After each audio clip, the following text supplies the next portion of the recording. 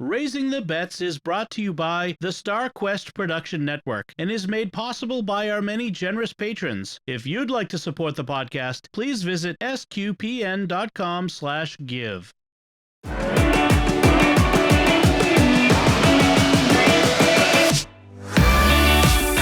You're listening to Raising the Bets. We're a Catholic couple raising 5 kids outside of Boston. Join us as we share the joys and challenges of marriage, homeschool, and our adventures near and far as we make sense of the world and experience the best parts of our culture. I'm Don Bettinelli. And I'm Melanie Bettinelli. So, Melanie, we do have some feedback this week.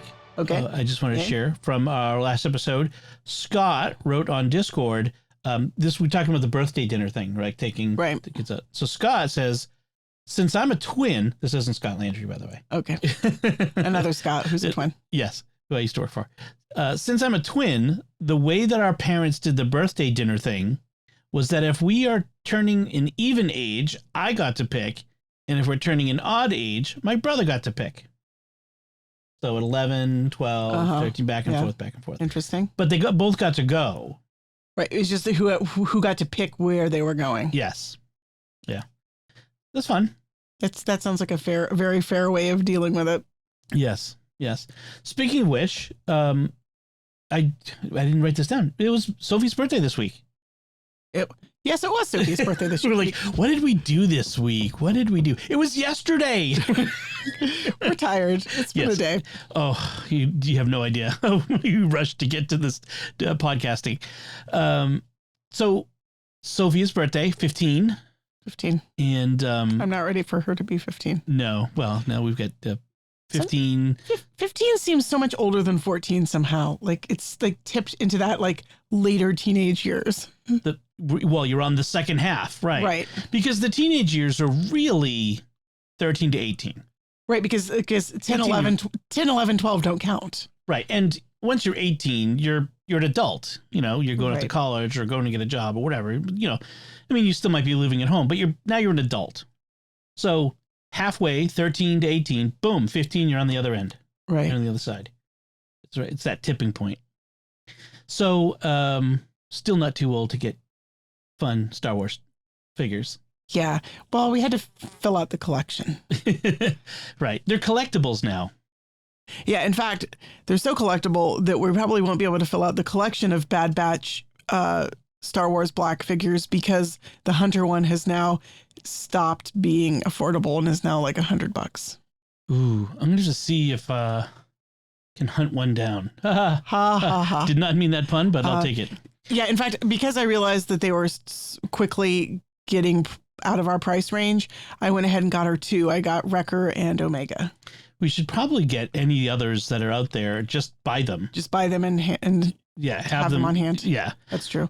I think that Echo is still out there, and then, like I said, Hunter is the only other one they don't have, and he's super expensive. But they have Tech and Crosshair, of course. Right, Sophie's favorite. Yeah, and now they have Wrecker and Omega. That's awesome. So, and then as we talked about with birthday dinners, like with Anthony, I took him out to Bertucci's Italian pizza restaurant. You took Sophie out for her. She asked you to take her. She chose you. She chose me. Yes. Yeah. I think she was she wanted me to have a chance since you had a chance with Anthony. Actually, I'm glad you went. I'm really glad you went. I would have felt guilty to go with her. She had a hard time deciding. Sophie has a hard time deciding. I pity the man. I did not put my thumb heavily on the scale to try to push her towards sushi, but she picked sushi. I very, very fairly laid out all sorts of options, and she eliminated by category. Like, no, I really don't feel in the mood for Mexican food. I did Mexican food for my last birthday. No, I don't feel in the mood for Indian. I just had curry for lunch. I kind of feel in the mood for Asian food, but we eliminated Thai because she doesn't really like Thai. And Vietnamese just doesn't feel all that special because we go to the pho place all the time. And we ended up with sushi. I did not make her pick sushi. And not Chinese. Interesting. That wasn't even on the... I did kind of not offer Chinese as an option because I'm just not a huge fan of Chinese. There are good Chinese restaurants in Quincy, but yeah, I wouldn't say there's like birthday quality restaurants, Chinese restaurants really close to us. Yeah, I mean, there most of the Chinese places around here are sort of the like takeout Chinese, which is the ones that are more bar than they are Chinese restaurant. Yeah. What was the nothing one that blows my socks off and makes me say that's where I want to go for a special meal? What was the one in Abington? The big one? Great Wall? No, not Great Wall. Great something. Great Chow? Great Chow, which, you know, nice pun. It was good. Yeah, you got sushi. Oh man, I was kind of like, I was debating whether to tell you to get me some, but that's too much. I did go a little bit crazy in terms of ordering. Sophie couldn't choose, and I was hungry, and so we got 2 salads, a seaweed salad and a regular garden salad with the ginger sauce. The ginger sauce. So dressing. Yeah. They're both really good. We got a plate of mixed shrimp and vegetable tempura. Nice. Which was kind of disappointing. It was super crunchy, so like 2 thumbs up on terms of texture, but it really felt like the tempura batter didn't have any salt in it, and it was like super lacking in the salty category. And then the dipping sauce they had was really kind of flat and meh. So the tempura was like, so.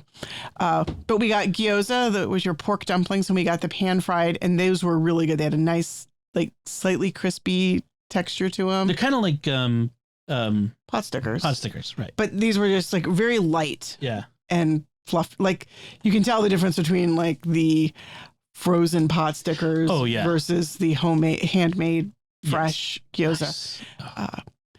And then I wasn't jealous before, but now I am.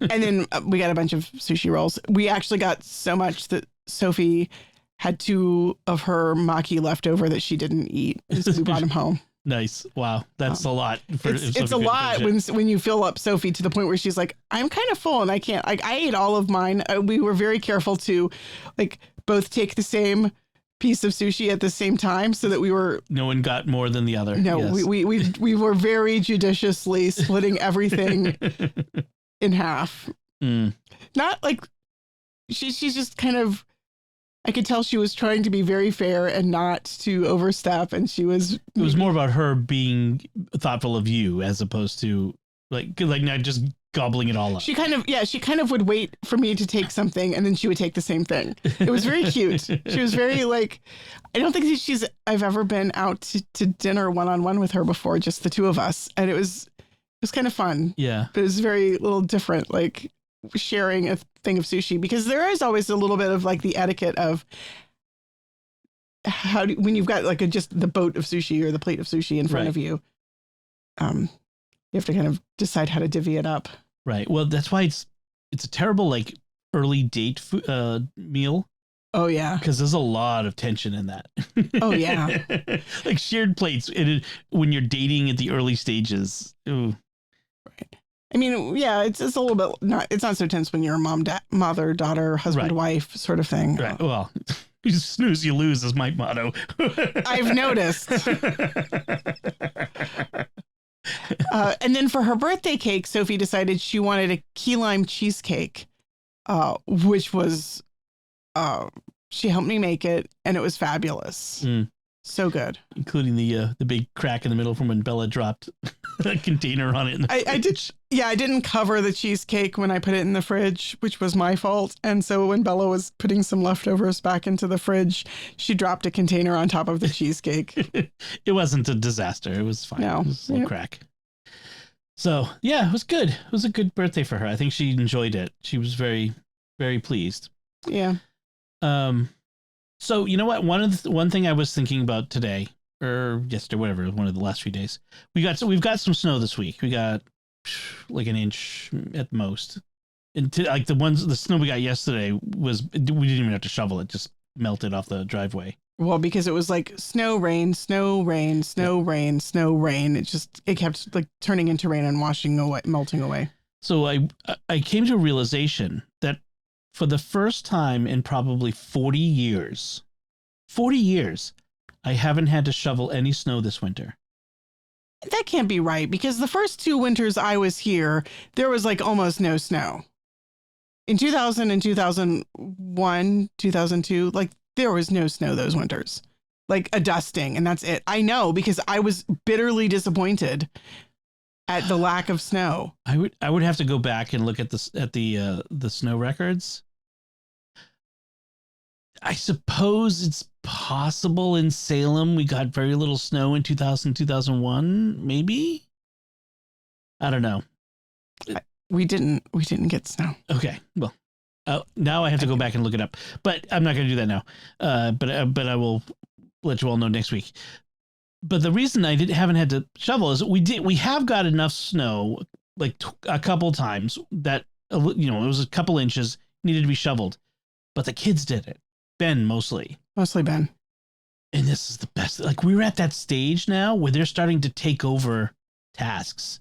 Like, if we got more than a couple inches, if it was enough to use the snowblower, I'd run the snowblower. I don't think at 13, he's not old enough yet to run the snowblower.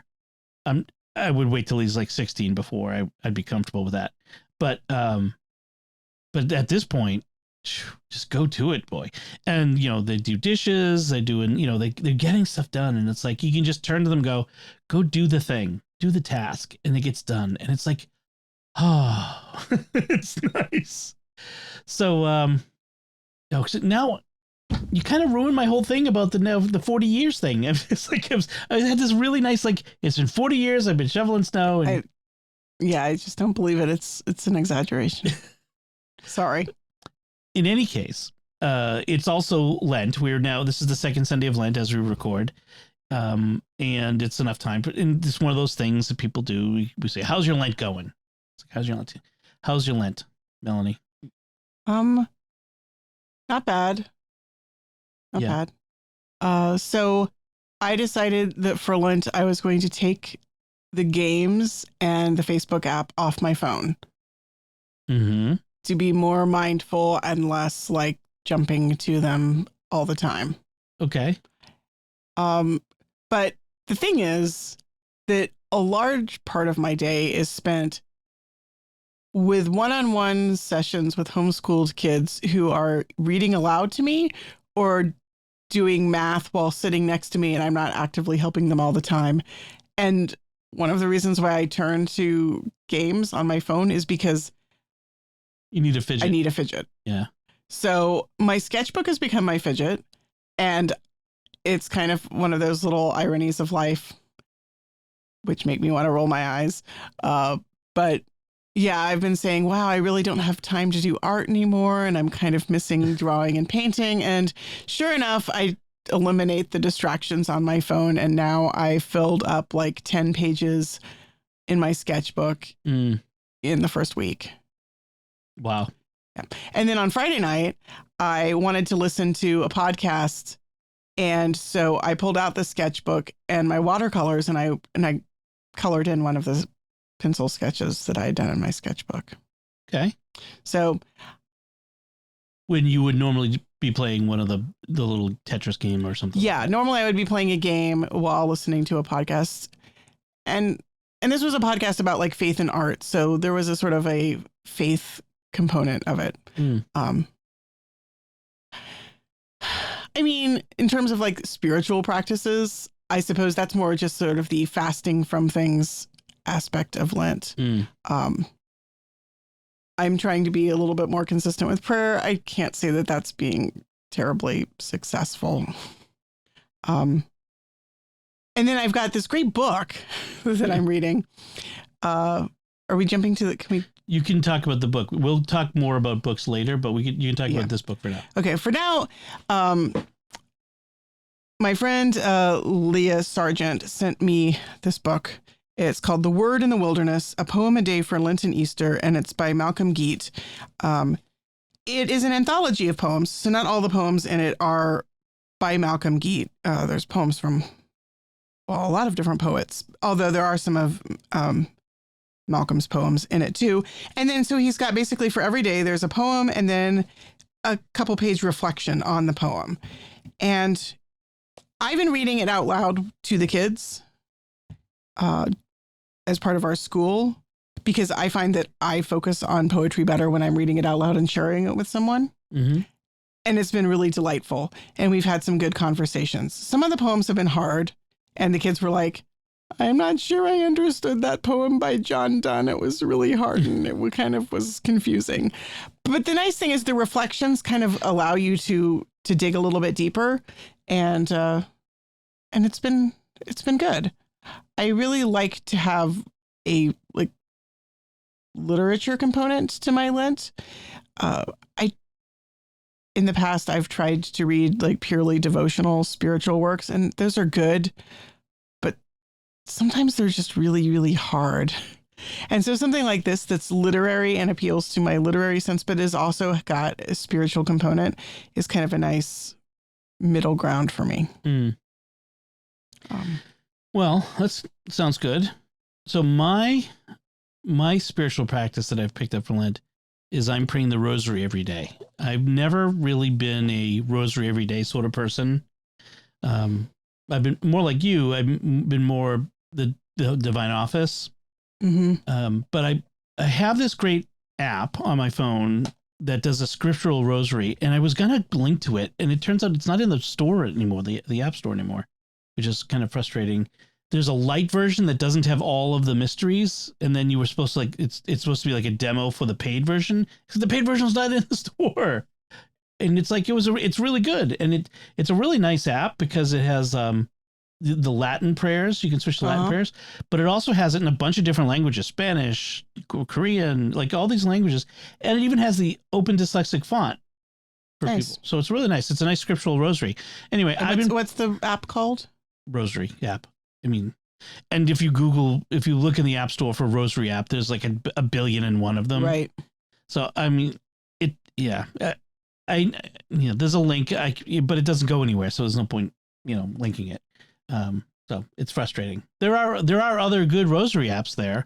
There were a lot of ones where it's audio rosary. So it plays like Greg and Jennifer Willits from the Rosary Army. They have a Rosary Army app, which they pray the rosary with you, which is great. It's fine, and for especially when you're driving or something, that can be really helpful. But I just wanted one that I wanted one that had a scriptural rosary, so that I had prayers related to meditations related to the different mysteries. Yeah, I think that in general, I have a hard time focusing on the rosary.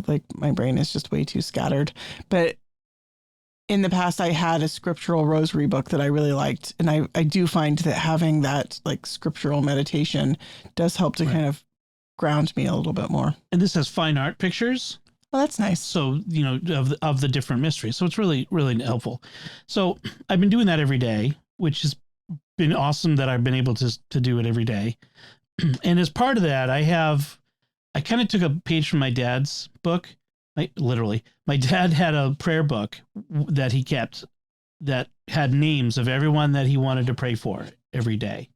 And he just and it was pages long, and he would just pray for all of them every day. And so I started making a list of people I want to pray for. And it's kind of funny how quickly such a list can grow. You're always thinking of other people you want to, I should pray for someone's, I need to pray for, I got to pray for them. So I have that list that I've been praying for as well, which is really nice. I have it both in hard copy, but also on my computer. And the other thing I've done as part of that is I've been trying to learn the Our Father and Hail Mary and Glory Be in other languages.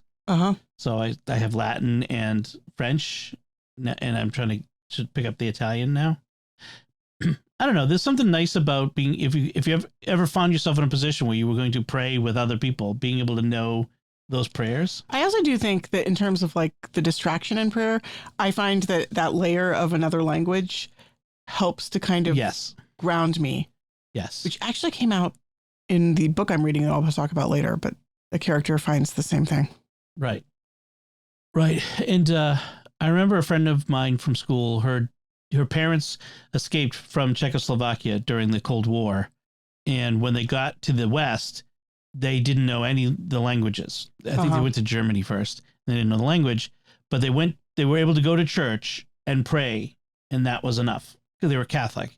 And this was, I think it was still when Latin was still, the mass was still in Latin. And so they recognized the prayers. They could pray with everyone without any difference. But even if it's not in Latin, even if it's in a completely foreign language, You still recognize the it. structure of the Mass is such that Yeah. even if you're not 100% where you are, you can generally follow along. You know where in the Mass you are. Yes. Yep. So it was really, and the first words you learned in German, I think, were the Our Father and Hail Mary. So that's how Lent's going so far. I really haven't added a sacrificial component yet. Sometimes it feels so artificial. I'm giving up chocolate, or I'm giving up, you know what I mean? I know people talk about this all the time, and I'm not trying to put it down. I just never found anything that I felt like it didn't, for me, it didn't feel superficial giving it up. So, I'm kind of on the opposite end of the spectrum, where I have, since I was a kid, not done sweets for Lent. To the point where it feels really wrong to have anything sweet during Lent. Yeah. Like, it's not even something I necessarily am giving up for Lent. It's just, it's Lent. Other than like special occasions like birthdays, I'm not going to have dessert. I'm not going to treat myself. So it's more just like a sort of, that's my sort of default baseline for Lent. It doesn't necessarily feel superficial so much as just, it's just the habit. The one time I remember when I was pregnant and just exhausted, and I was like, pregnancy is enough for Lent. And I continued to eat sweets through Lent. I remember when I hit Easter, it just felt disappointing. Like the Easter candy, the Easter sweets did not feel exciting because I had been eating candy throughout the whole of Lent. And I was like, you know what? I prefer to hit Easter with that kind of longing and hunger and excitement. Like the Orthodox Great Fast, where you've given up, meat, dairy, like everything during Lent. And so you get to the great feast of Easter, and that feast is going to be good. Right. I guess that's part of it to me is I feel like if I don't have some sort of fasting component in Lent, more than just like abstinence on Fridays and fasting on Ash Wednesday and Good Friday, then the feast of Easter doesn't feel like a feast so much. So I really need that fasting to some degree. Even if it's just, I'm not going to have dessert. I'm going to try to not have snacks between meals. Right. I think I might delete the Facebook app off my phone, and I can't delete the Instagram app because I need it in order to post SQPN stuff to the SQPN account. But I'll log out of my personal Instagram account on my phone. That might be a good way to do that. Because I like the fact when I stopped reading Twitter several months ago, when they killed the Twitter apps, which meant I started reading my book more. So I'm like, hey, what an idea. Maybe I should start doing that. And maybe this will help that even more. I'm reading a really good book right now, which I'll talk about when I finish it, but I want to spend more time reading it. So let's talk about food. Now that we've talked about Lent, we had one new recipe that we tried this week, and it's called Easy Mahi Recipe with Lemon Garlic Sauce. That's the name of it. It's from this website, theforkedspoon.com. Just a kind of a forked spoon? The Forked Spoon. Okay. I'm not sure. Her name is Jessica, and Jessica Randawa. Anyway, but this is her food blog, and she has this recipe, and it's basically like fish piccata. Like if you know, like a piccata, Italian piccata, chicken piccata, veal piccata. It's, if I keep saying piccata, it's going to become one of those weird uncanny valley words. Piccata. And so it's basically piccata because it's got lemon, garlic, butter, and capers. That's piccata. Right. But you cooked it because I was busy working. Yes. Made a little bit of confusion on that score. Yes. I picked up the recipe, but it wasn't so much confusion. I did intend to make it, but Friday as the end of the day was coming, I was still deep in prepping for recordings on Saturday, so I couldn't stop and asked you to take over. But how did it go? Not bad. It was actually pretty easy. So basically, you just chopped the long piece of mahi mahi into smaller Yeah, fillets. it came as one long fillet from the store. And then patted it dry, which was it was very wet, and it took a lot of paper towels to pat it dry. It's probably because of the way it was frozen solid at the store. It's probably the way that they freeze them. I find that these big long frozen fillets, because they do salmon as well. There's something weird about how they're frozen. Because remember the salmon that we got that time that was frozen like that was kind of mushy. Yeah, the texture on this was really good, actually. That's good. And then it called for you to pat it dry and then put salt and lemon pepper on the fish. Not having lemon pepper and really preferring fresh grated lemon, I just zested a lemon and mixed it with salt and pepper and just sprinkled it on the fish, kind of rubbed it in. Mm-hmm. And then you just pan sear the fish in some olive oil, like 4 minutes on the skin side and then 2 more minutes on the flesh side. Mm-hmm. That was really it for the fish. Like that went really quick. And then the pan sauce was just melt some butter, throw in the garlic and the lemon juice, and then cook it until the garlic's a little cooked, and then add the capers at the end, and that was it. This is why every Italian restaurant in the world has chicken or veal piccata on the menu. Because it is the simplest dish. It is so simple. Right. It's just a few ingredients and a butter sauce, Right. So along with the fish, I made a mango salsa because I just love mango salsa. And it did not suffer from having both the mango salsa and the piccata sauce at all. We also had some jasmine rice and what was our green vegetable? Oh, asparagus. We had some asparagus. Yes, they had asparagus at the store. And it was good. Yep. And some leftover hollandaise sauce for the asparagus, which was really good. Mm-hmm. Everyone really liked the fish except for Ben, who was not a fan. He likes salmon, but I'm not sure he likes other fish. He's not really a big fish eater. He likes the fish and chips. Yeah, he'll eat fish sticks or fish and chips. Yeah. But yeah. But everyone else seemed to really like the lemon butter garlic combo sauce. Mm-hmm. Lemon, butter, and garlic. I mean, those three things go together all the time. It's true. they are really. I like the brininess of the capers, though. They really add a nice bite to the. Yeah, I'm not usually a big fan of capers, and I always feel like restaurant piccata puts too many capers in. I was light on the capers. This calls for 2 tablespoons. Did you? I put in maybe like not even a whole tablespoon, like maybe 2 teaspoons. I also put a lot more lemon juice than the recipe called for. Almost every recipe. I mean, this is probably because of our tastes, but we find that almost every recipe has too little lemon. Yeah, this also wanted you to cook the lemon slices in the sauce, and I find that one of the reasons I don't like piccata is that kind of makes the sauce more bitter. So I skipped the frying the lemon slices and I just put some of the zest in, because then you don't have the pith, which is the bitter part. And so I just sprinkled some of the lemon zest into the sauce and then added extra lemon juice. See, restaurants do that. That's one thing they do. They do all the time.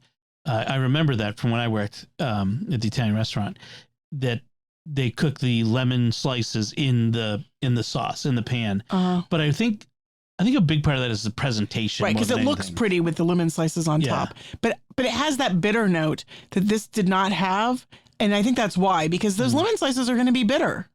It's got the pith. If they're too thick, especially. Yeah. And if they cook too long, I mean, really, in the restaurant, you throw them in right at the end, and you just get a little bit of the sauce on it, and then you serve it. So it's not meant to be like cooked through. Yeah.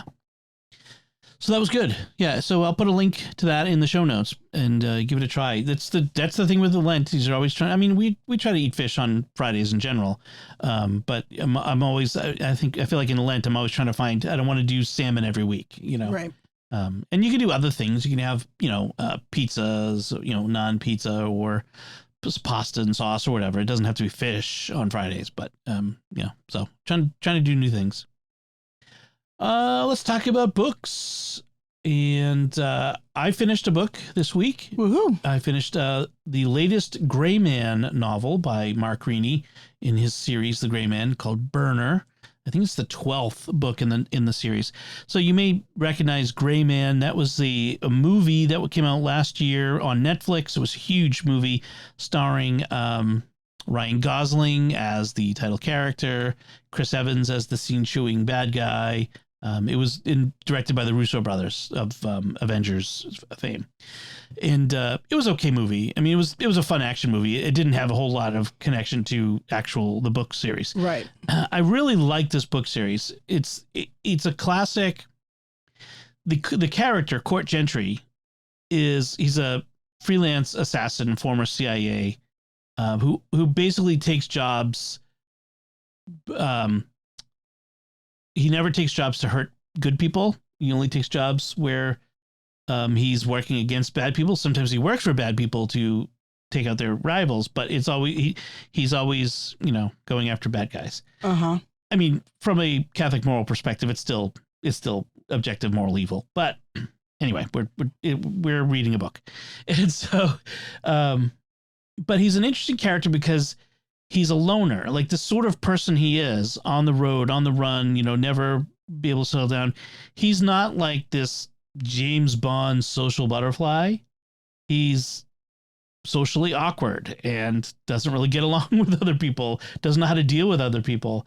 And, what kind of life is that? And then when he encounters someone else who is like him, a woman that he might possibly have a future with, how does he deal with that?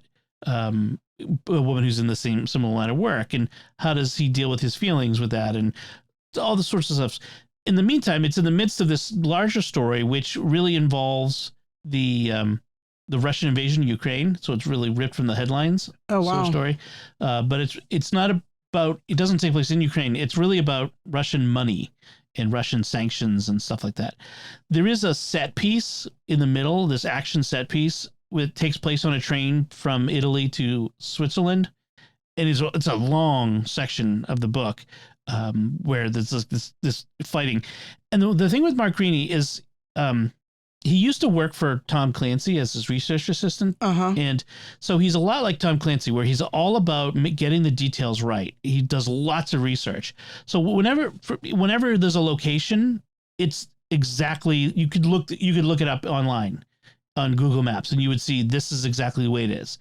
So when he says they're driving through the streets of Berlin, or say, and they go down this street and they go down that street and they end up over there, he's actually mapped it out. He knows exactly. He's been there. Right. So the author, I get his newsletter, and he was saying last summer how he had gone on this train, the EuroCity 42 or whatever it is, from Milan to Bern, and did all his research. So all this action on the train takes place on the exact train in the exact locations. And I'm thinking, if only the people that were riding on the train with him at the time knew he was planning this gun battle on the train, how would people feel about that?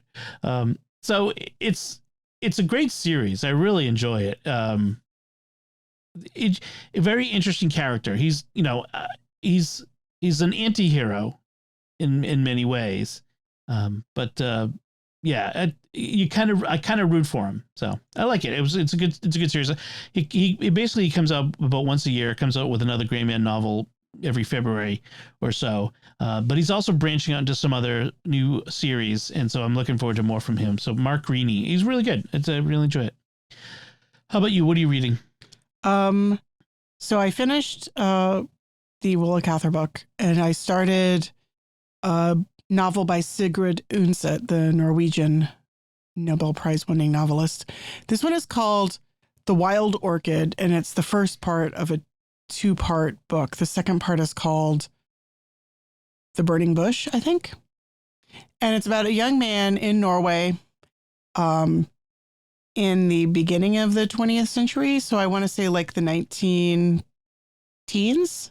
Okay. I think right before World War II, but I'm not positive. And it's sort of just a coming of age novel, I guess you would say. He's a university student as the novel opens, and he ends up falling in love with this girl who is lower class. He's middle class, and she's kind of inappropriate, but he's absolutely sure he's in love with her. And he ends up wanting to just leave off his studies and go into partnership with his friend in business. He was going to be a scientist. He was almost done with his university degree, and he decides to go in business with his friend so he can afford to marry this girl. And then she ends up saying this isn't going to work and leaves him.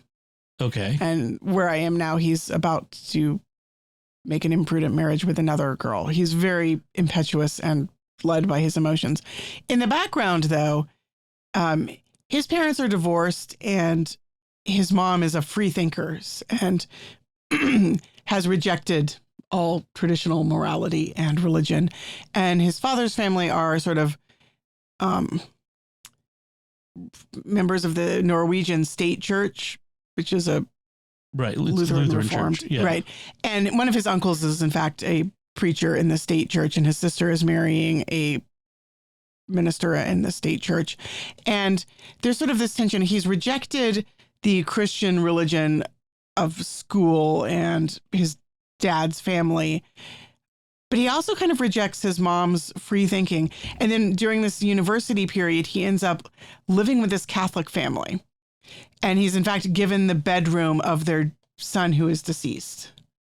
And it's filled with, Catholic imagery and statues and their dead son's books. And he ends up kind of starting to be attracted to both the goodness of this Catholic family and their extended friends. Mm-hmm. And he kind of pokes through the books, and he starts to kind of have this spiritual awakening, but it's very gradual, where he's attracted to it. And he's saying, if this is true, he keeps coming back to, if this is true, it would be amazing. If this is true, that there's a personal God who loves me. And he ends up getting even into theological arguments with his sister's fiance. He's like, what you're proposing doesn't even make any sense. Like, you don't even have to sign up for a particular doctrine or creed. Like, every minister in the state church can basically preach whatever he wants to. Right. There's no set creed. There's no creed. And he's very disgusted by that, but he's kind of attracted to the rigor of the Catholic Church, and he keeps stumbling into mass. And then it turns out one of his old schoolmates has become Catholic, and in fact become a Catholic priest. And so you can see this gradual spiritual awakening while he keeps getting into these completely inappropriate sexual relationships that are tripping him up. Which is accurate, sort of, there's some verisimilitude in that, because a lot of times when people are coming to faith, it's not a perfect, I cut things off from here and I'm perfect from here. There's often this period of time where you're a little of both. Right. And I think that's also true of Sigrid Undset's own journey. She was a convert and a divorcee, and I suspect that she's pulling on a lot of her own experiences. It's good. I'm really enjoying it. I do try to, for Lent, read fiction that is kind of Lenten in character. Not like international spy thrillers? No. Oh, okay. And so I actually Googled like novels or fiction for Lent, and I found some reading lists, and this was one of the books from one of those lists. I'm like, oh yeah, I really liked Kristen Lavransdatter, which was also by Sigrid Undset. And so I felt like I'd try one of her modern books. Like, she wrote books set in the Middle Ages, historical fiction, and she also wrote historical nonfiction, nonfiction. Like she read a book about Catherine of Siena, but this is a novel set during her lifetime, not during the Middle Ages. So I thought that would be an interesting. Plus, it was available on Kindle for not too expensive. Nice. There was another book that was on my list of books of hers that I'd like to read that was not available on Kindle, and that was obviously less accessible. Cool. So that's what we're reading. So let's talk about some stuff we've been watching. I'm continuing to work through some of the TV series that I've been watching, and nothing new that I haven't already talked about. But we did watch the first episode of The Mandalorian season 3. We did. Which has some, there's a lot of religion in this series. I mean, the first episode is called The Apostate, which is, and the Mandalorian sect that he belongs to is a sort of fundamentalist religious group. They're a splinter religious group, fundamentalists. Right. Where their weapons and armor are part of their religion. And in fact, at one point in the earlier seasons, he says, weapons are my religion. And one of the tenets is that they can never take their helmet off. If you've ever seen the Mandalorians, they have this armor and they're never allowed to take their helmet off. And well, only those people in his particular cult. In his particular, right. Their little splinter group. It starts with, I'm not going to spoil anything, but I do want to mention, like, the episode starts with this scene of this group inducting a child into their religion. And at first we thought it was going to be, this was a flashback to... Is this not a spoiler? It's not really a spoiler. I mean, this is literally the first 5 minutes of the first episode. I guess. But in any case, it's baptismal imagery. Yeah. There's a whole baptismal aspect of this, which is, I was watching this funny YouTube video where the guy pretends to be Obi-Wan Kenobi, Ewan McGregor, Obi-Wan Kenobi, and he reviews the Star Wars shows, and he's like, at one point this giant crocodile creature comes out of the water, and it's like, I've seen worse baptisms in Florida. This is like a Florida baptism or something like that. It was really funny. But there's a lot of religious thought and imagery. There's a lot of familial themes in the series. Yeah. It was very short. It was 35 minutes long, the first episode, but it was packed. There was a lot going on. It was, how many planets did he visit? Like 6 in that 30 minutes? Yeah. It was boom, boom, boom, boom, boom. Right. There was a lot of stuff, a lot of characters, a lot of scenes. Space battle. There was a gun shoot, a shootout. Kind of like the opposite of how the Bad Batch started, which was kind of a slow start to this season. Yeah. Yeah. Well, I'm curious to see, is this the pace we're going to take? And is the next episode going to be longer? I hope. I hope it's not a series like 8 35-minute episodes, because that'll be kind of be disappointing. Plenty of Grogu, some amazing Grogu moments. Yeah.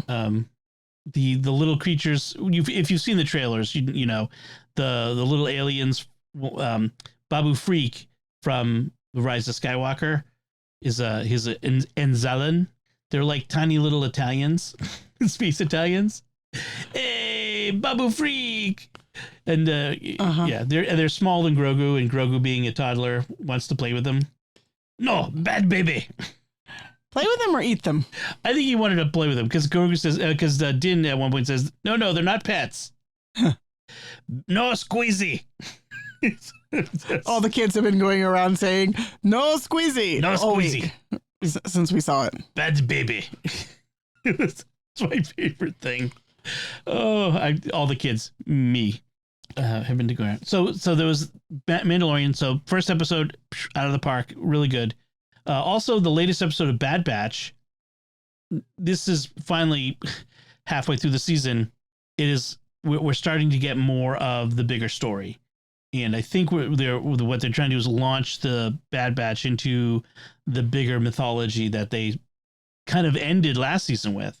Right. So, which is interesting, and it's fascinating. It's an animated story, but it's got, just like Clone Wars eventually it's got these themes that are accessible for both children and adults. It's got this deeper layer to it, the story. And there's lots of themes, again, of family, fatherhood, Hunter as a father figure.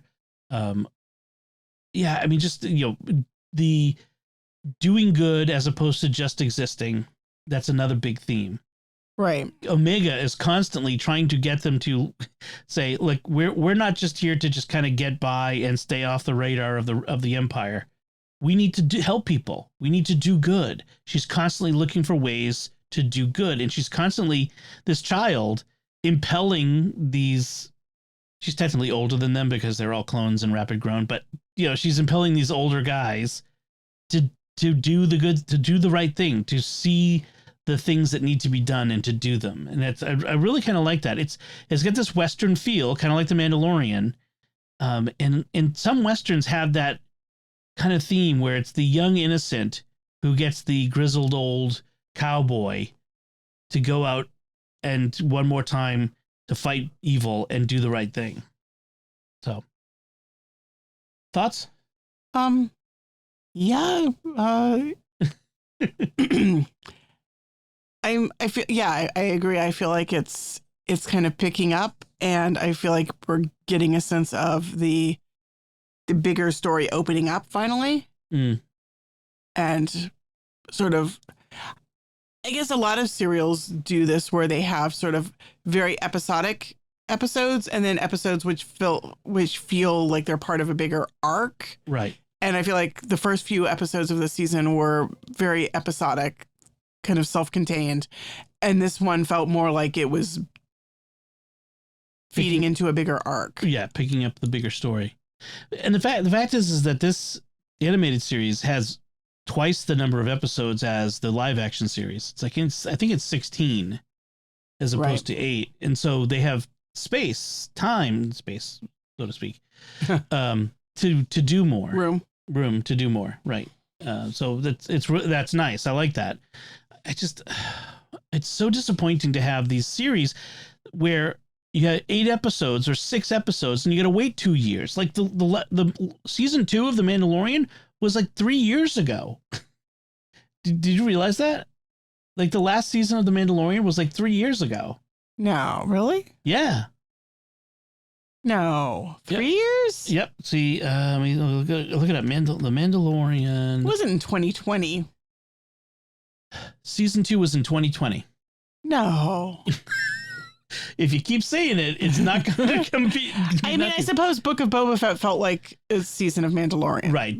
That's why I don't feel like it's been that long. 2 episodes of Book of Boba Fett that featured, like one that was Grogu and Mando. So it was almost like an interlude in that season of season 2.5 of one episode. And then they show up with and hang out with Boba Fett for the rest of the season. But yeah, the season 2 was from October to December of 2020. Right. I think because Book of Boba Fett kind of, to me, felt like it was a continuation of The Mandalorian. It doesn't feel like it's been that long since we've seen Mando and Grogu and gone on adventures with them. Right. Well, then there's that, because that reminds me of the other show I talked about last week, Carnival Row, which is in the second season. I mean, the first season of Carnival Row was in 2019. It's been 4 years since the first season, and now we finally get the second season. I thought that was done. I didn't think it was coming back, actually. And it's like, I remember like when I was a kid, you'd have September would start, you'd get 26 episodes, with some breaks here and there. And then in March or April or May, you would take a break and then come back again in September. And like, you got these seasons where things could happen. And it's like, it just doesn't, it doesn't feel like enough to only get 6 or 8 episodes. Right. Like I'm willing to trade quantity for quality, but only to a certain extent. And then, Right. Like it makes you wonder, like, what is the reason why we only get 6 or 8 episodes? Well, I mean, I feel like in a way they've got so many different balls in there with so many different shows that it makes sense that what they're doing is sort of have a little bit of this and then a little bit of this and then a little bit of this. I suppose. I mean, they want to keep you engaged. So we'll have, although they're overlapping Mandalorian and Bad Batch, which is kind of interesting. Which is kind of annoying. Yes. Yeah. Well, it's annoying for the podcast because we have to drop the Secrets of Star Wars. They're dropping their discussion of the Bad Batch, the rest of the season of Bad Batch, till after Mandalorian season. From a family perspective, it's really frustrating because the kids want to watch them the day they drop. And for a while, we'd been doing a special treat interruption in the middle of the school day to watch. But like, we can't just keep doing that indefinitely. Like, right. Interruption in the middle of the school day and work day for me. Yeah. Right. So we're having to rethink how we're doing this. And it's hard to find time to sit down as a family and watch all together. Right. Well, like this week, I didn't have a podcast on Wednesday night. I usually three out of 4 weeks a month, I have a podcast on Wednesday night. So I can't just stop and watch a show at 7:00 like we did this week, or 7:30, whatever it was.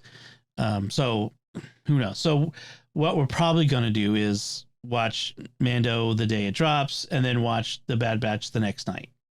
I think that's the interim solution anyway. We'll see. All right, so that's what we've been watching. So let's move on and talk about the second Sunday of Lent and what we heard at Mass. So our homilist this week, or the celebrant for our Mass this week, was Father Oliver again. And the readings were, the first reading was from Genesis, and it was the Lord saying to Abraham, I will make of you a great nation, and I will bless you, and I'll make your name great, so that you'll be a blessing. I will bless those who bless you and curse those who curse you. All the communities of the earth shall find blessing in you. The second reading was St. Paul to Timothy, the second letter of St. Paul to Timothy. And then the gospel was the Transfiguration, Matthew's Transfiguration. And so Father had a couple of different things to say. He first, on the Paul's letter to Timothy and Abraham, kind of riffing off of both of them, he basically was saying, like, as Paul is talking to Timothy, he's saying, bear your share of hardship for the gospel with the strength that comes from God. He's talking about suffering for the gospel. Uh-huh. And Father was saying, the message here in these three readings is, we might go through sufferings in this life. We will have a share in the sufferings of Christ. Christ will suffer on the cross, and we will have a share in that. But that is in order for us to share eventually in Jesus's glorification. Jesus had to suffer before his glorification. We suffer before our glorification in him. So he was saying that. And then he mentioned that first he assigned reading Matthew 17 for homework, everyone. He said, go home and get your Bibles, because you all have Bibles, right? he had mentioned a few weeks ago, I think it was, he was shocked to learn that some of the parishioners didn't have Bibles at home. So everyone should have a Bible. And yeah, it was a few weeks ago. People don't have Bibles. People don't have Bibles necessarily. Yeah. Every house should have at least a Bible. Maybe even everyone in the house should have their own. I have a shelf of them, but I used to work in a Christian bookstore, and I have a theology degree, so. Yeah, I guess we haven't necessarily got every kid their own Bible. Bella has her own, and Sophie has her own, and I think we need to start getting everybody their own Bible. I think Anthony has like a sort of children's Bible, but not like an actual Bible. Yeah, I think as they get to a certain age, it's time for them to get them their own grown-up Bible. Yep. Yeah. So, so we assigned Matthew 17, this chapter that starts with the Transfiguration, and he mentioned, like, of course, chapter 16, Matthew 16 has some interesting things going on. So we had recently in the gospel, we had Peter's confession of faith in Jesus, and then Jesus saying, on this rock I will build my church, and then immediately followed by Jesus telling the disciples, I have to go up to Jerusalem and I have to suffer and die. And Peter taking Jesus aside saying, hey, God forbid that you should suffer and die. And Jesus turning to Peter, who he just called the rock, get thee behind me, Satan, calling him Satan. And so this Transfiguration follows right after that. And it's Peter, James, and John. And it's also going to be Peter, James, and John in the Garden of Gethsemane, in the agony in the garden. Jesus keeps taking these three aside. And we were talking before we started, why Peter, James, and John? And my understanding, and this is just my own understanding, is James becomes the patriarch of Jerusalem, and he represents the mission of the church to the Jewish converts. Peter, of course, becomes Bishop of Rome, and he represents the universal ministry of Peter, but also the ministry to the Gentiles to go out into the world. John, the gospel writer, John also, he takes in Mary, who cares for Mary. And you mentioned also Book of Revelations, and that he seems to have an oversight over the churches of Asia Minor, of the 7 churches in Anatolia, to present-day Turkey. So those three are pulled aside, and John also is, the beloved disciple, the one that Jesus loves, which I just love that John gives himself that title, because Jesus loved me. Jesus loves everyone. Anyway, so he takes them aside, and he keeps bringing them aside, especially Peter, because they just don't get it. They don't understand the passion yet. They clearly don't understand. It's been 3 years. We've been walking together. I've been telling you about this. You still don't get it. Okay, I need to show you guys something. Takes them up, and he shows them a hint of the glorification that he will undergo in the resurrection, so they know what's coming after the crucifixion. So that when the crucifixion comes and the flock is scattered, they'll have this to fall back on and say, okay, but he did remember. He showed us that he was glorified. The Lord came down in glory and said, this is my beloved son with whom I am well pleased. Listen to him. Are you listening? So the Transfiguration is this, it's like they're banking it. It's this preview of attractions. It's a fail-safe. Like, something bad's going to happen. Okay, it's going to look really bad. It's going to look like the end, but it's not, because look, this. And they see the Transfiguration. They remember the Transfiguration. And so, but what's interesting is that that's sort of implied, but it's never spelled out. Right. And we don't see, like, after the crucifixion, we don't see anybody reflecting. Like, from a modern novel perspective, you would have the scene where you got to tie up the loose ends. Right. And the Gospels don't do that. They don't necessarily connect all the dots. They're just sort of, it's there, but you have to connect the dots yourself. You have to kind of figure out for yourself.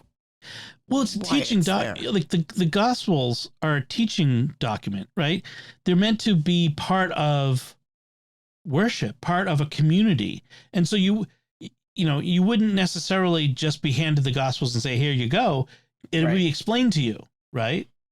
And I think that's one of the things about why the Bible isn't just a book for to hand to someone to learn about God, but it's part of the community. The Word of God is part of the community.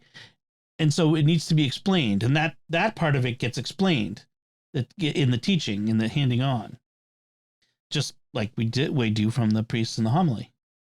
So you're right though. Like in a novel, a modern novel, it would get spelled out, and and then Peter remembered what Jesus had said on the mount, whatever the mountain was. I forget. Mount Tabor. Mm-hmm. So the other thing Father said was, why Moses and Elijah? Well, Moses represents the Pentateuch, the first 5 books of the Old Testament, and the law, Deuteronomy and that sort of stuff. Elijah represents the prophets, the writings of the prophets. Right. So they are the Old Testament. Together they represent the Old Testament. Jesus, of course, represents the New Testament. In other words, it's the complete representation of God among us, having the 3 of them there. The 3 of them there is a representation of how God is present among us in the Word. Literally, Jesus the Word, but also the Word, the Bible, but the presence of God among us. So, what is the message of this gospel? Father wrapped it up by saying, if we take up our crosses and follow Jesus, we need to follow him and contemplate. If we do, the glory of God awaits us. We have to be mindful when we take up our cross, follow Jesus, be mindful of him, be mindful of his glorification, be mindful of his suffering and passion, and follow in his footsteps. Take up the cross, glory awaits. Suffering is not an end in of itself. We don't suffer because suffering is good in that sense, just in and of itself. We suffer because Christ suffered and because glory awaits. So that ties actually really nicely into, I wanted to read a short poem that my friend Kate wrote, Kate Blewett, who is a amazing hymn writer and poet. And this was a contemplation of the Transfiguration, and it really pulls out some of those themes. Why are you changed while I am mud and dust? I thought you came here to be one of us. Where then, my light? Where is the awesome voice that could name me my beloved at its choice? I grovel in the dirt, you float above, as if you won't be touched even for love. The cloud descending, God, but it is cold and presses me face down in muck and mold. Is this your glory? Joy in dust's return? Why bother then to make the poor dust yearn? If you are one of us, reach out your hand to touch my withered flesh and help me stand, and leave the light and bid the cloud be gone, to share our paltry stars of dusk and dawn. As those who trail not up Tabor but down will share with you the lashes and the crown. This vision makes no sense to one who dies, so save it for the ones who wake and rise. We still have so much suffering to get through. Do not suggest we do it without you. Nice. Yeah, it's really got that sense of the vision is followed by that suffering and that feeling of being bereft and wondering, why are we given this tantalizing vision when we still have so much suffering to get through, when we feel so the remoteness of God sometimes. And it catches, I think, that feeling of that Jesus himself expresses of the why have you abandoned me on the cross, which I imagine was voicing exactly what Peter would have felt if he had been standing there. God, why have you abandoned me? Right. Jesus, why have you abandoned us? Right. I mean, that's what I was thinking. It was like, even with having seen the Transfiguration, Peter still ran, still denied Jesus 3 times. He still got afraid. Because, I mean, and even Jesus on the cross, quoting from the Old Testament, but, you know, my God, why have you abandoned me? This was such a profound moment of loss, suffering. Yeah.